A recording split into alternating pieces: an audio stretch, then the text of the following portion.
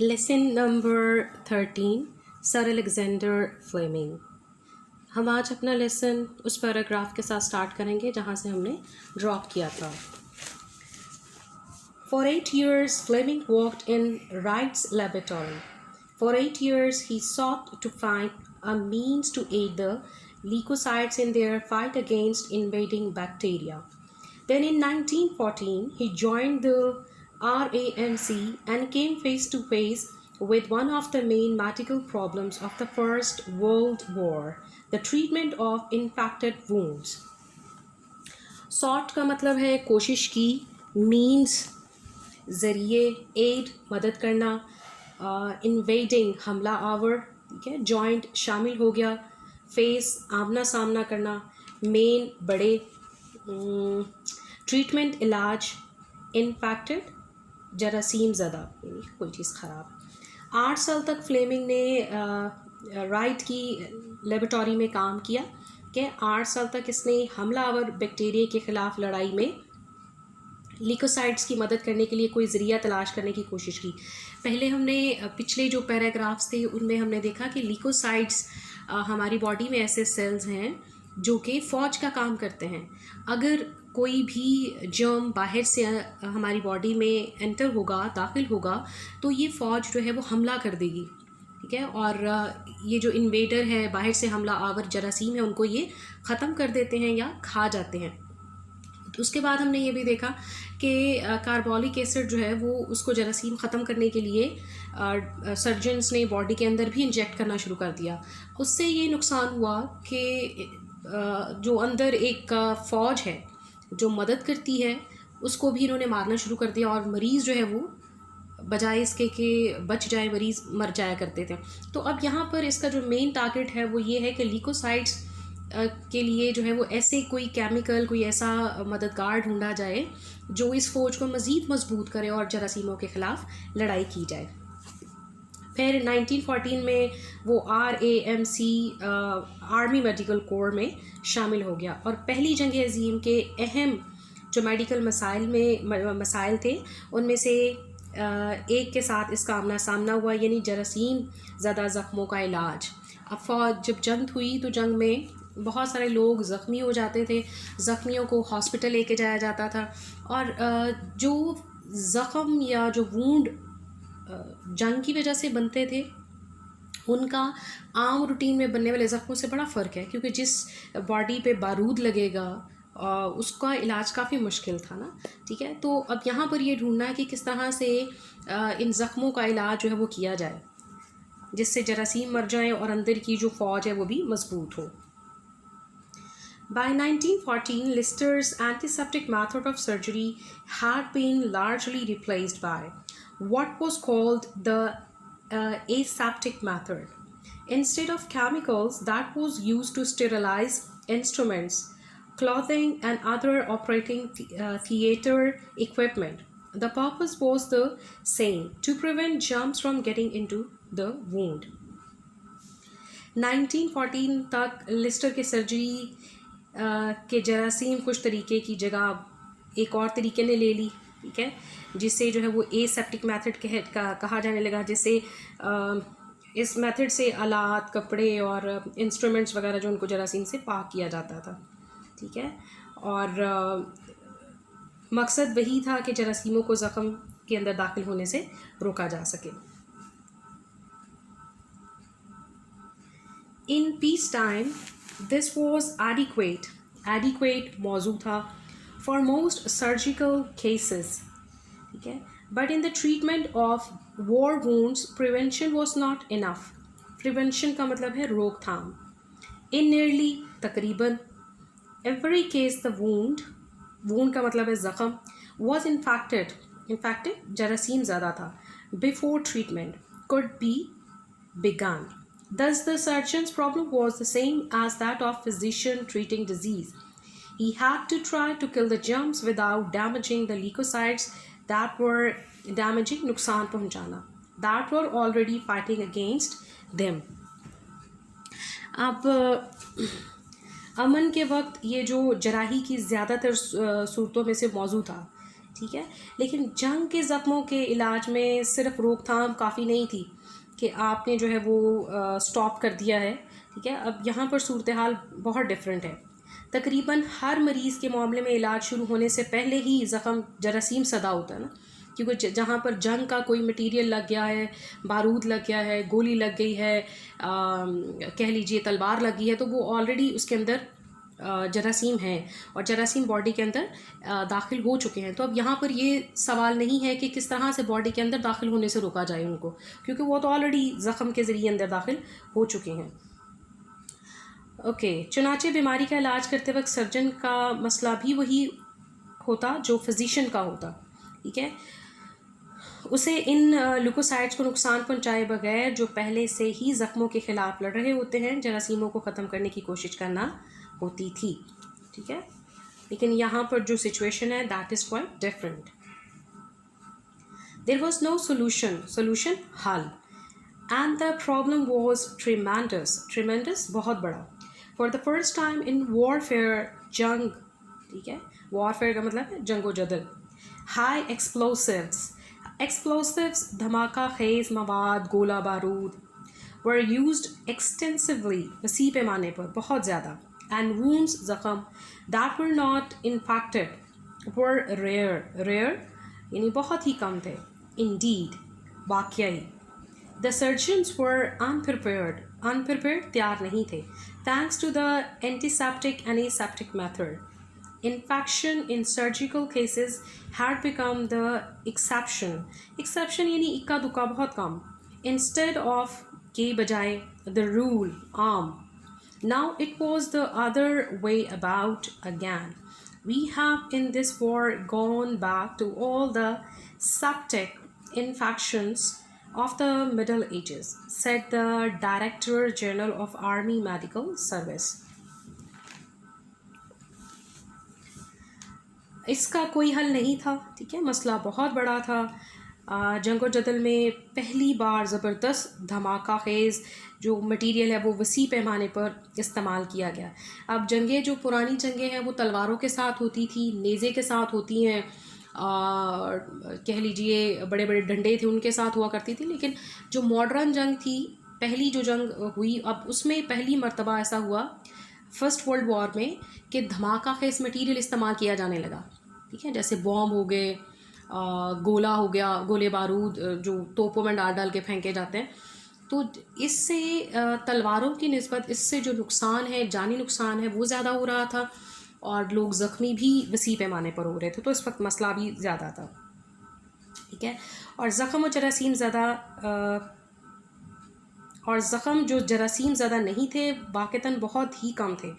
Surgeon इस मसले से निपटने के लिए तैयार नहीं थे, ठीक है। जरासीम को अद्वियात और जरासीम से पाक रखने के तरीक़ों का शुक्रिया कि इनकी बदौलत जराही की सूरतों में जरासीम ज़दगी आम होने की बजाय इक्का दुक्का हो गई है, ठीक है। सो अब ये जो दो मेथड थे, एंटीसेप्टिक और एसेप्टिक मेथड, इससे काफ़ी हद तक जरासीम का जो मसला है वो हल हो गया और बहुत कम ऐसा मसला था कि जरासीम अंदर दाखिल हो गए और उनकी वजह से लोग मर गए। तो ये जो दो मेथड से, ये साइंस की ही बदौलत है और साइंस का शुक्रिया और इन दोनों मेथड्स का शुक्रिया जिन्होंने इंसानों की जान को महफूज करना शुरू कर दिया था। मगर जंग की सूरत में मामला अब दोबारा उलट हो गया, ठीक है।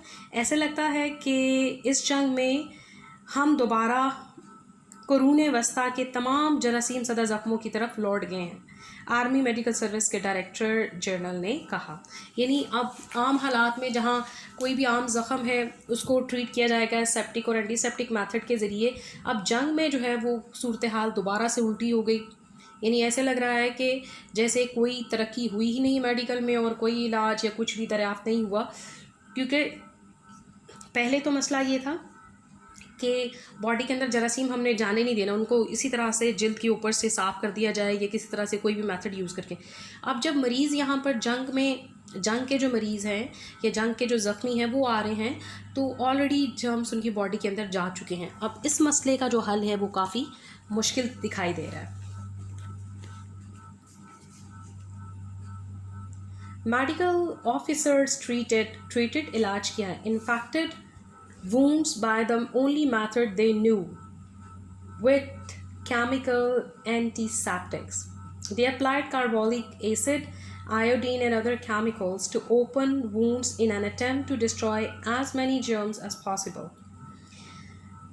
अब क्या हुआ कि जो मेडिकल ऑफिसर्स हैं उन्होंने वो तमाम तरीके जो वो जानते थे उस वक्त, ठीक है, जिसमें कार्बोलिक एसिड का इस्तेमाल था, आयोडीन था और दूसरे कुछ केमिकल थे जो उन्होंने खुले हुए ज़ख्मों पर इस्तेमाल किए, ठीक है, उन्होंने अपनी कोशिश की। अब देखिए वो वही कर सकते हैं जो वो जानते हैं, ठीक है। और उन्होंने कोशिश की कि जितने जरासीमों को मारा जा सकता है वो मारे इन मेथड्स के ज़रिए। They could not destroy all the germs. अब इस कोशिश में वो तमाम जरासीमों को ख़त्म नहीं कर पाए, but thought that if only some were killed it would be better than none. तो उनका ख़्याल ये था कि उनको भी पता चल रहा है कि जरासीम मुकम्मल तौर पे ख़त्म नहीं हो रहे, मुकम्मल तौर पे वो उनको तबाह नहीं कर पा रहे, मुकम्मल तौर पे वो उनको बॉडी के अंदर जाने से नहीं रोक पा रहे। लेकिन उन्होंने कहा कि कुछ ना होने से कुछ होना बेहतर है। कम से कम अगर 100% कोई चीज़ ख़राब है, जर्म्स हैं, तो उसमें से 30% भी वो अगर क्योर कर पा रहे हैं तो चलो भाई 30% ही सही, बजाय इसके कि मरीज़ को ऐसे डाल दिया जाए और कहा जाए भाई खुले आम मर जाए तो मरता जाए, कोई फ़र्क नहीं पड़ता। तो ऐसा मेडिकल ऑफिसर्स उन्होंने इतनी एफ़र्ट की और उन मेथड्स के साथ एफ़र्ट की जिनको वो जानते थे। Meanwhile, Fleming, a medical officer himself, was still working with his old chief. Sir Almroth Wright had been a colonel in the Army Medical Service and had set up a research, set up का मतलब है कायम कर दी थी, research तहकीकी laboratory at Boulogne, ठीक है जी, okay, Boulogne, ठीक है। There, with the help of Fleming, he set to work to tackle का मतलब है हल करना, the problem of wound infection. अब इस दौरान जिस दौरान बाकी मेडिकल ऑफिसर्स जो हैं वो वूंड के पे जो जर्म्स हैं उनको कंट्रोल करने की कोशिश कर रहे हैं, इसी दौरान फ्लेमिंग मेडिकल ऑफिसर के तौर पर और अभी तक अपने पुराने चीफ या अपने पुराने उस्ताद के साथ काम कर रहा था, ठीक है जी। और ये जो उस्ताद है ये मेडिकल सर्विस में कर्नल बना दिया गया था और ये एक और इन्होंने एक लेबोरेटरी भी कायम कर ली जिसमें तहकीक होती थी कि कोई भी जो मसला है वो क्यों हो रहा है, ठीक है। वहाँ इसे फ्लेमिंग की हेल्प हासिल थी कि और वो दोनों जो है वो जर्म्स को ख़त्म करने के मसले पर काम कर रहे थे। राइट एंड फ्लेमिंग डिस्कवर्ड मालूम हुआ उन्हें पता चला that the treatment being used was doing more harm than good. अब इन दोनों ने इस बात का अंदाज़ा लगाया कि ये जो मेथड मेडिकल ऑफिसर्स यूज़ कर रहे हैं जिसमें क्या क्या है जी, कार्बोलिक एसिड है, आयोडीन है और दूसरे केमिकल्स हैं, ये बजाय इसके कि कोई फ़ायदा दें ये उल्टा नुकसान कर रहे हैं बॉडी के अंदर, ठीक है। इन तमाम ये जो मेथड्स केमिकल यूज़ कर रहे हैं और मेथड्स यूज़ करें उससे कोई फ़ायदा नहीं हो रहा बल्कि उल्टा नुकसान हो रहा है। Each of the chemical antiseptic was more harmful नुकसानदेह to the leucocytes than to the germs, ठीक है। अब ये जो केमिकल्स वो यूज़ कर रहे हैं इन दोनों का ख्याल है उस्ताद का भी और फ्लेमिंग का भी कि बजाय इसके कि फ़ायदा हो बल्कि ये जो हमारी अंदरूनी फ़ौज है ल्यूकोसाइट्स की उसको नुकसान पहुंचा रहे हैं, उससे इंसान मज़ीद कमज़ोर हो रहा है। जब उसके अंदर क़ुव्वत मुदाफ़त ही नहीं रहेगी तो वो ज़िंदा नहीं रह पाएगा। एंड इन सम केसेस कुछ सूरतों में कुछ हालात में the antiseptic actually help the germs to grow, actually दरअसल, एंड मल्टीप्लाई। ग्रो का मतलब है अफजाइश पाना, ठीक है, पैदा होना, और मल्टीप्लाई कई गुना बढ़ जाना। अब कहते हैं बहुत सारे ऐसे केसेस थे जिसमें बजाय इसके कि ये मेथड्स जरासीमों को मारते, इन्होंने मदद की जरासीमों की कि वो मज़ीद बढ़ें। और अगर बॉडी में कोई 1000 जर्म्स हैं तो वो मल्टीप्लाई होके हो सकता है 4000 हो गए हों, तो इसका तो फ़ायदा तो नहीं बल्कि उल्टा नुकसान हो रहा था। And Wright and Fleming both insisted that method was basically wrong, that the surgeons aim should not be so much to kill the germs with an outsider agent as to help the leukocytes to do their natural germ killing work. अब इन्होंने सोचा कि ये जो तरीक़ाकार surgeon इस्तेमाल कर रहे हैं कि बाहर से कोई चीज़ बॉडी के अंदर डाली जाए ताकि वो ल्यूकोसाइट्स को हेल्प करें, ठीक है, उस फौज को मदद करें जो जिस्म को प्रोटेक्ट करती है, बजाय इसके कि इस तरह की किसी भी चीज़ का इंजेक्शन बाहर से लगाया जाए, ठीक है, वो नुकसानदेह है।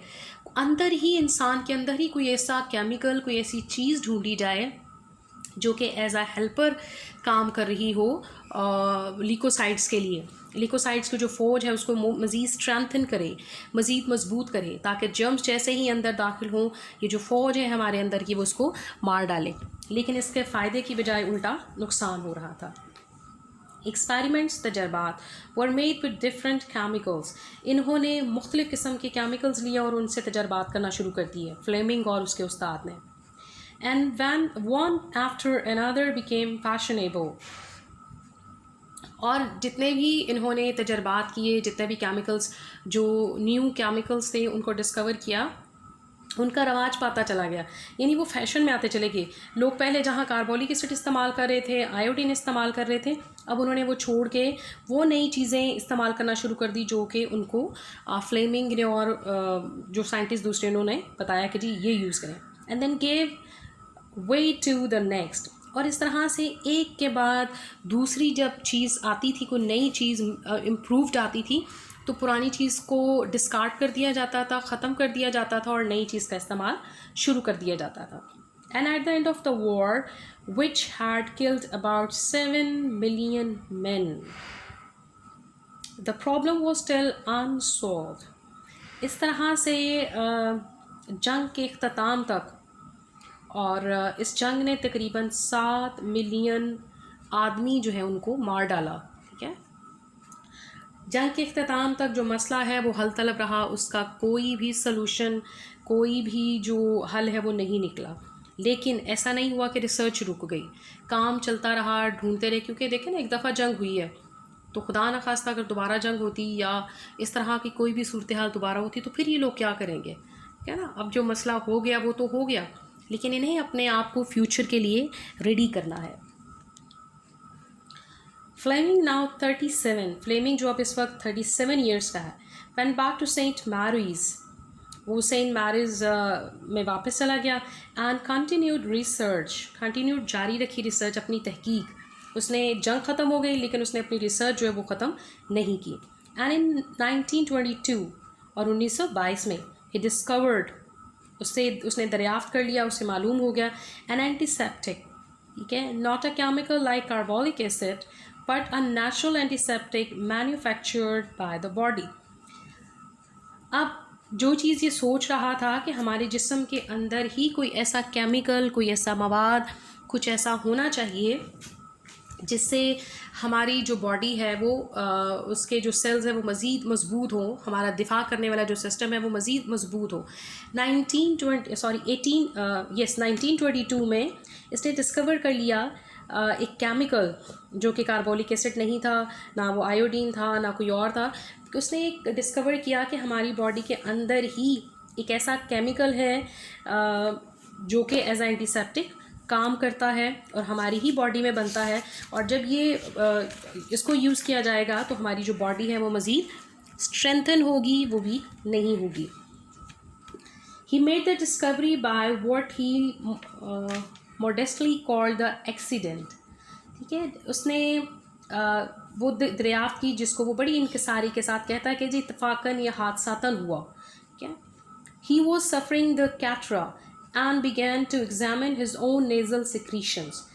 जब वो रिसर्च कर रहा था तो उस वक्त उसको बलगम थी, उसका ज़ुकाम था, या उसको जो है वो इस तरह का प्रॉब्लम था, तो उसने क्या किया कि अपने ही नाक से बहने वाला जो रतूबत है, सिक्रीशन है, उसने उसका मुआयना करना शुरू कर दिया। In the secretions he discovered a substance that destroyed microbes on the cultural plate. उसने इस सिक्रीशन में से ही ढूंढा कि ये जो नाक से बहता हुआ एक मादा है, इसके अंदर कुछ ऐसा मटेरियल है जो कि हेल्पफुल है, ठीक है। तो उसने जरासीम जिस प्लेट पे ग्रो किए हुए थे उसके ऊपर वो डाला, ठीक है। और उन्होंने इन जरासीमों को, ये जो रतूबत इसके नाक से निकली, उसने इन जरासीमों को ख़त्म करना शुरू कर दिया। और ही कॉल्ड इट लाइजोजाइम, इसने इन्हें लाइजोजाइम का नाम दिया। किस चीज़ को लाइजोजाइम का नाम दिया? उस मटेरियल को जो उसके नाक से निकल रहा था, और उन कह लीजिए हेल्पिंग जर्म्स को या हेल्पिंग केमिकल्स को जो उसके नाक से निकलते, उसको उन्होंने लाइजोजाइम का नाम दिया। Thank you very much. Next paragraphs के साथ हम नेक्स्ट वीडियो में मिलेंगे।